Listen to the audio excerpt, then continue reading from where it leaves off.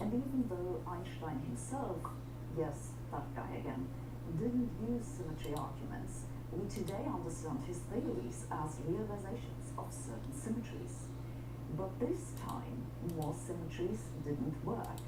Grand unified theories made a prediction, which is that one of the constituents of atomic nuclei, the proton, is unstable. Starting in the 1980s, experiments looked for proton decay. They didn't see it. This ruled out several models for grand unification, but you can make those models more complicated so that they remain compatible with observations. That's what particle physicists did, and that's where the problems began. Next, there was the axion. The standard model contains about 24 numbers that must be determined by experiment. One of them is known as the theta parameter. Experimentally, it's been found to be zero or so small it's indistinguishable from zero. If it was non-zero, then the strong nuclear force will violate a symmetry known as CP symmetry. That the theta parameter is zero or very small is known as the strong CP problem. It isn't really a problem because the standard model works just fine with simply setting the theta parameter to zero. But particle physicists don't like small numbers. It's a feeling that I'm sure most of us have experienced when looking at our bank statements, but particle physicists are somewhat more accepting. They accept small numbers if there's a mechanism keeping it small. The standard model has no such mechanism.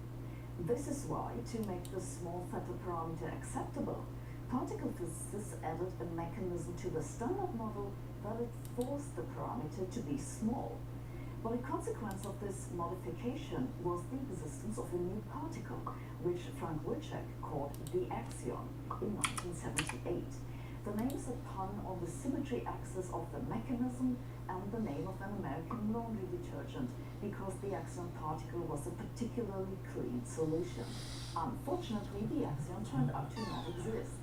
If the axion existed, neutron stars would cool very quickly, which we don't observe. With this argument, the axion was experimentally ruled out almost as quickly as it was introduced in 1980. But physicists didn't give up on the axion. Like with grand unification, they changed the theory so that it would obey the experimental constraints. The new type of axion was introduced in 1981 and was originally called the harmless axion. It was then for some while called the invisible axion, but today it's often just called the axion. Lots of experiments have looked and continue to look for these invisible axions. None was ever detected, but physicists still look for their invisible friends. Wilczek, by the way, invented another particle in 1982, which he called the phenolon. No one's found that either. Yet another flawed idea that particle physicists came up with in the 1970s is supersymmetry. Supersymmetry